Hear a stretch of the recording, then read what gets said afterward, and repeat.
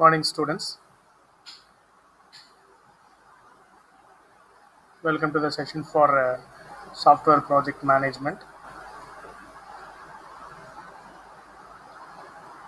Till now, what we have seen at glance. So we have discussed software process model, software process model. What is the difference between process model and software process model? Available SDLC models, starting from waterfall till agile. By penetrating, we have discussed about what are all the major applications of those models, as well as we have inlined the merits and demerits of those respective models. Apart from this, the role of agility in the recent software project management. As a case study that we have seen those things also. So by moving from that, we came for portfolio management. We have seen the difference between project management and the project portfolio management. We have seen the classification based upon financial management as well as the normal project management. We have differentiated it by using the stakeholders. So from that we come to a point about project planning. With respect to project planning, what are all the steps are there? We have seen and we have discussed up to step 1. Okay. Now we are going to insert from step 2.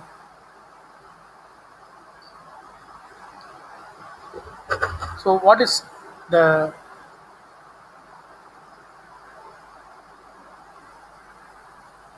starting point for step 2? They are conveying about infrastructure, right? So infrastructure is not limited to hardware and software that what we are using, or the framework that what we are going to planning to deploy. What would be the existing order of projects in the same platform or the product category? Apart from this, we have to establish a relationship between the project and the strategy, very specifically strategic planning. Most of the time we won't carry out this because we will be running over with the trial and error, or we would be following a rapid application, but we fail to identify such relationships in the project. Okay, so that's the major point that I want to stress here.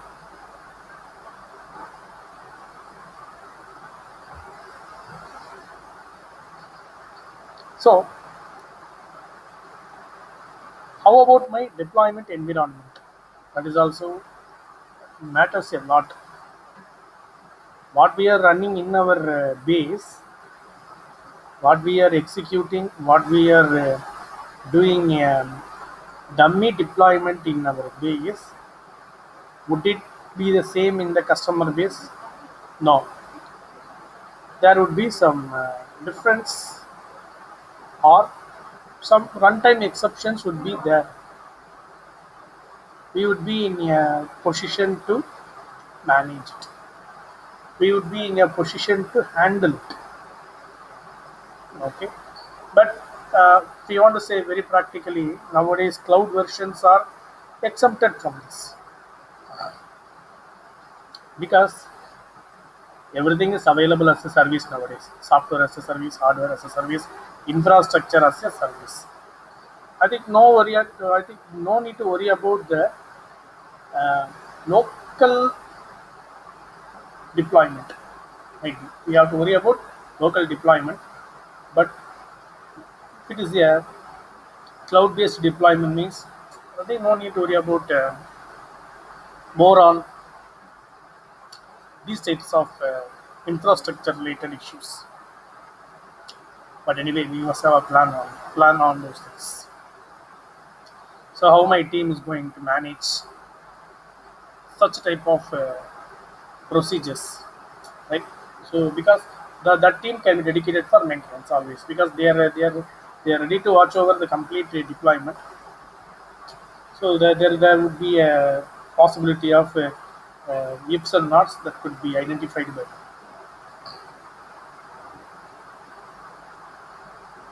Third one, so we have to identify or analyze the project characteristics. What about these project characteristics? We have to identify the project, whether it is object driven or product driven. If you want to say very clearly in the layman words, whether it is uh, data driven or code driven. Okay, I could put like this. Moreover, we have to search for some quality metrics too on this aspect. So in this phase, that I could able to concentrate on categories of risks. Very specifically, they want to concentrate on any high level risk could happen for the project. We have seen the types of risks already, right? As well as we have to rate the risk to be low or moderate or high.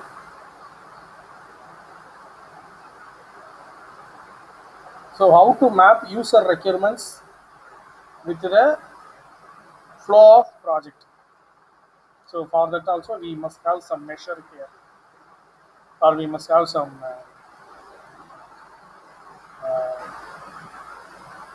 kickstart point.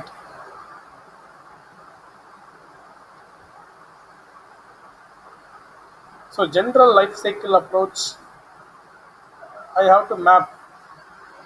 I have to map. This is starting from requirements gathering till I'm going for my maintenance. I have to map whatever the model that I'm going to follow.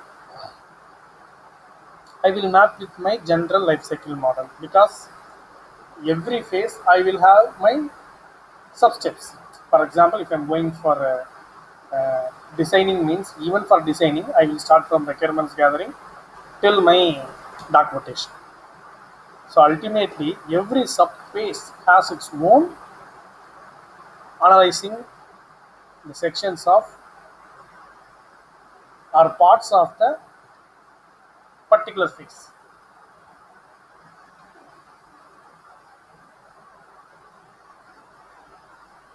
I have to review overall resources as well as I have to go for estimating depending upon my project timeline. It would be not only for resources, even uh, the estimation will happen for risks also. If such types of risks are going to occur, what are all the additional things that I have to incur? That is also a part of estimation only. It doesn't depend only on cost, or it doesn't depend only on uh, person per month's effort. Okay, so so everything should be in a scale while I'm going to estimate my resources. Next, I have to identify my products and activities. So products and activities means related to the project,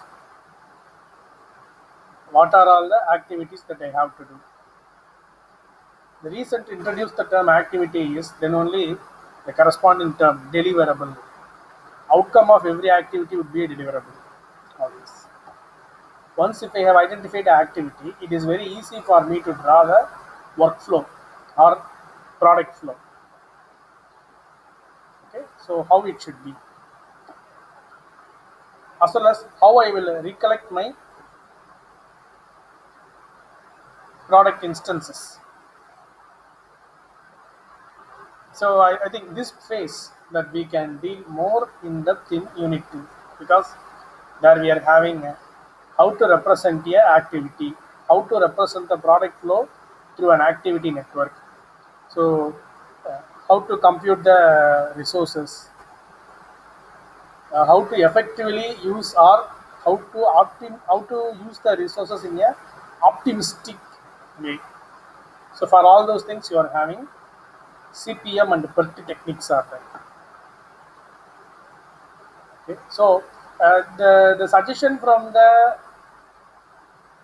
Pressman software engineering is, why don't you modify the ideal model to make it to happen? Okay, so you have some ideal model will be there. You can customize it. You have an ideal product flow will be there. Customize the product flow of. That's all. No need to sit and create once again. Just to replace what are all the activities that for your work that you have to do. Okay, so take a ideal workflow, product workflow, and customize it.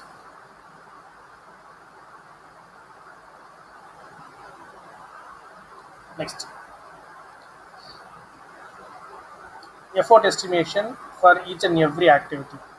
Once if I identified what are all the activities involved in my project, I could be able to fine tune my estimation process. Right. So, what are all we are going to compute? So, how many uh, staff members are going to be involved? How much time they are going to invest for each and every activity? Likewise for other resources. Right. So, is it necessary to break a task into subtasks that we have to think and carry forward?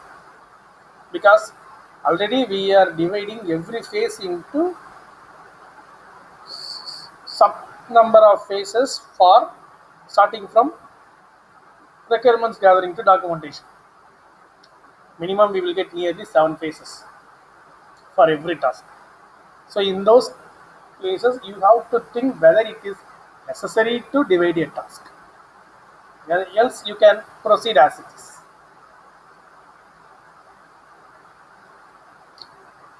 So very particularly to talk about risk. That's what step 6. So you have to compute how many number of risks will come. You have to draft the measure if risk happen. If plan A fails, what is plan B? How to execute plan B? Right? So it should be a recursive one. If plan B fails, what I will do? So there must be a measure that should be recursive. So the plan must include risk management process also. That's what already I mentioned. RMMM plan, risk mitigation, monitoring and maintenance.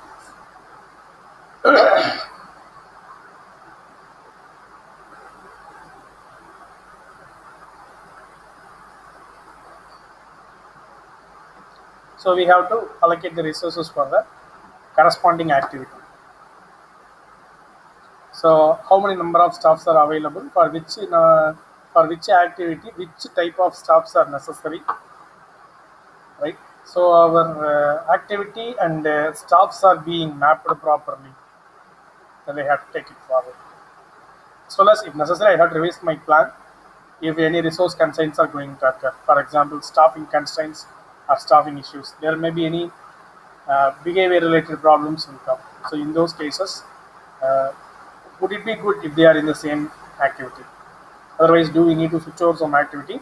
If we are going to switch over such type of things, whether that particular resource would fit for that activity or not. So we have a lot of complications will exist when we are going to revise the plan. Final review and publicize the plan. So I have to go through my entire plan. I have to identify all the quality metrics, whatever that I have quoted in my plan, that must be exhibited. So every activity, the outcome would be a quality product. Every activity must have a proper outcome. That was they have given the term exit requirements. It must be mapped with your user requirements. Whether have you received the that's what very in a very simple sense that we want to say means verification and validation.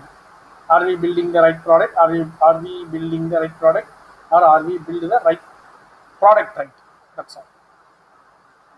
So quality of product on each activity can be measured. So what was our plan? How our plan was? How would we rate that our plan is risk free? If the plan is enabled with risk management, how it will handle it? So everything has to be drafted properly, as well as for that all the stakeholders need to agree that okay, this is the complete roadmap to reach the project, to reach the outcome. So we are all agreed. So likewise, they will come for a complete commitment to take it further. Okay. So by keeping aside when we have to plan, shall we do the planning while on the process of refinement? Yes, we can. So can I conduct planning in different stages of the project? You can, but how effective that planning would be, right? As well as that will eat your time. That's the reason why in the agile model, before you are going to insert any activity, there will be a meeting. In the meeting, they will convey that this is the deliverable. That meeting would be very short. To meet this deliverable, what are all the requirements? They have some 5 to 7 requirements. At the end of this week, they will discuss that have you met these 5 to 7 requirements? That's all. Meeting over by the process of verification and validation. So that can be a module, or that can be a method that we can project when we are into planning. So I want to clear a term here. So by that stepwise project planning over, this topic would be a lead for our unit 2, but I thought it would be more useful when we are going to discuss more on the next unit about CPM and effort. So a project is completely composed of number of related activities, right? So when we are going to draw an activity diagram, like I must have initial state, I must have an end state, which every state is a complete activity. Okay. So that would be the representation.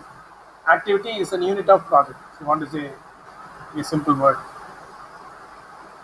right? So every activity must have, that's what they have mentioned, clear start and stop. So where I have to start, where I have to end. So the duration must be forecasted, but you can give the timeline, right? So when we are going to give the timeline, you know that for this activity, this much number of timeline is necessary. When we are going to move for system based, for example, I'm going to draft my complete activity in the Microsoft Slack. So the Slack will forecast and tell me that this activity can be, because you are involving this many number of persons, they are going to work this many number of days. So ultimately, the activity can be completed earlier, or it may be delayed. So likewise, I will get a forecast from my automated tools when we are going to involve automated tools in project management. So some activities that's what that they may complete earlier. Some of them they may begin earlier. So you have to see and adjust that. Uh, Suppose if the activity is ready to begin very earlier, means is there any inputs are needed from previous activities that you have to observe. So till the time that they have to wait, if the outcome will not come. So activity planning. What are all the activities to be used in the project? First level is, higher level is project planning. Next level is activity planning. How to do the activity planning? I have to go for scheduling the activities. Right. So that's the next micro level of my planning. So when this activity has to start, when this activity has to stop, what are all the resources are necessary for this activity? Uh, what is the outcome of this activity? That's what the term they are introducing here very clearly, deliverables.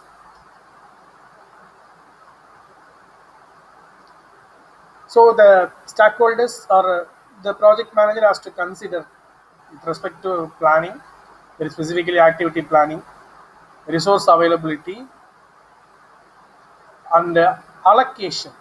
Okay, allocation very specifically, we might have some lesser number of resources, or some resources would be out of the gauge while we insert the project. So in those cases, that we have to map the resource according to the availability. So what are all the roles and responsibilities? We have to draft it very clearly. How we are going to monitor, manual or automated, related to cash flow during this period, how it would be. Is it necessary for replanning if any requirements are going to change? These are all some of the responsibilities that project managers must be enrolled. Apart from this, feasibility assessment. Feasibility assessment is the preliminary stage. Are these requirements can be practically possible? Are these requirements can be practically built? That's what the term feasibility. Right? So feasibility study can be assessed whether it was done properly, whether resource allocation has been done properly. Detailed budgeting or detailed costing has been given properly. Motivation among resources, coordination among different teams. Right? Motivation is different, coordination is different. Okay. So first 3 points are purely related with top officials. Remaining 2 points are purely related with team officials. So activity planning has the role, has been involved with the top officials to team officials.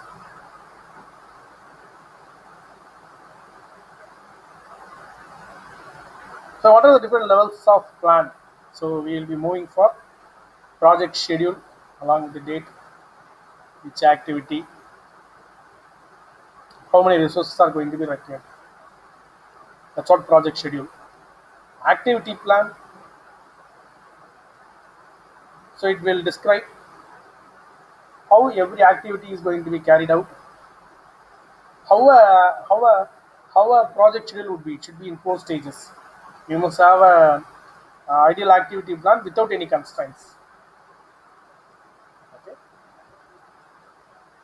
So for each and every activity, what are all the risks involved? What are all the resources to be considered for the whole project? As a sub case of this, you have to allocate for which schedule these resources are going to be used. So finally, I have to schedule my production and publication of the plan. So this could be something interesting that you can do it for your final project work. If not, that you, instead of running with the normal RAD or waterfall based one, that you can do this.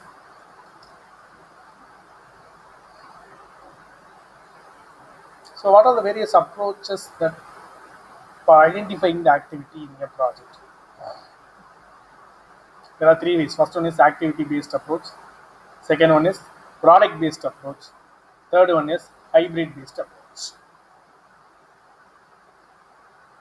Activity based approach, I have to create a proper work breakdown structure. Okay, I have to create a proper work breakdown structure which which is ready to generate the list of tasks which are involved. So what are all the main tasks? What are all the main tasks that can be divided into subtasks? Further, any modularity that I have to follow in the subtasks, it has to be identified. So, simple example that they have given over on this.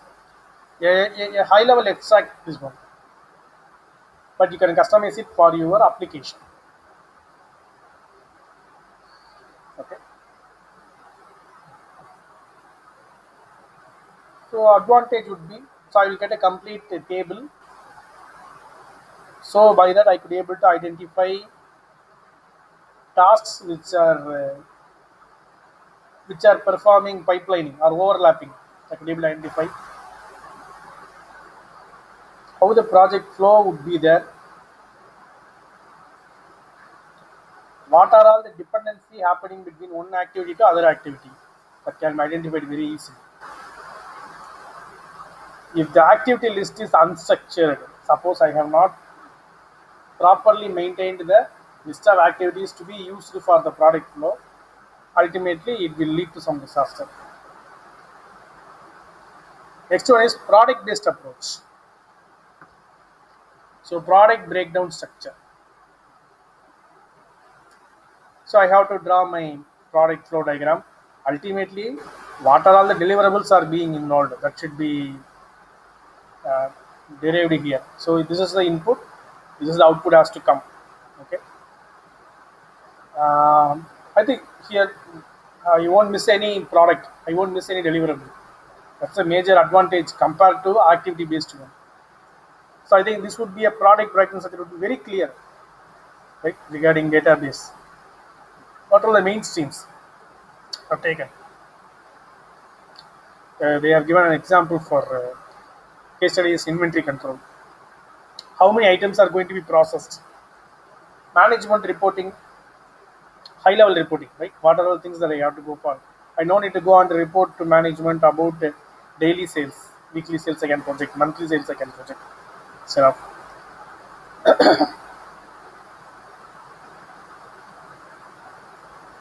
okay, so how they are, what would be the individual deliverable for the corresponding project that can be identified? That is the interesting case when we are going to run with inventory control. See, you might have some question that whenever we are going to work with projects, the initial thing they are talking about inventory management system. Why? Because that system is integrating more number of subsystems. That is the reason why that has been taking as a case study. See, inventory control not only for stock management, that will be linked with the financial management system, that will be linked with the PR system, that will be linked with the personal management system. Okay, that will be linked with my warehouse. Okay, that will be linked with my external vendor management. So likewise, if we could be able to list it out, we will get a very big list. So that is the reason why most of the time when we are going to work with project management, this would be taken as a case study. Hybrid. So either activity based or product based. So that can be merged here. Okay. So it consists of the list of activities for each product. Initially, it will have list of products. For each product, is having what is the activity list. Right? I think this would be a idea that has been projected here. But ultimately, this idea they have talked about this idea in the year 2000 during 2K. Okay. But when agility has come into picture, this would be the model. That's all. So what I have to do in what are all the activities involved? Installation, component modeling, user manual, user training. What are all the activities involved in installation? It was being listed. Requirements, design, integration, testing, delivery.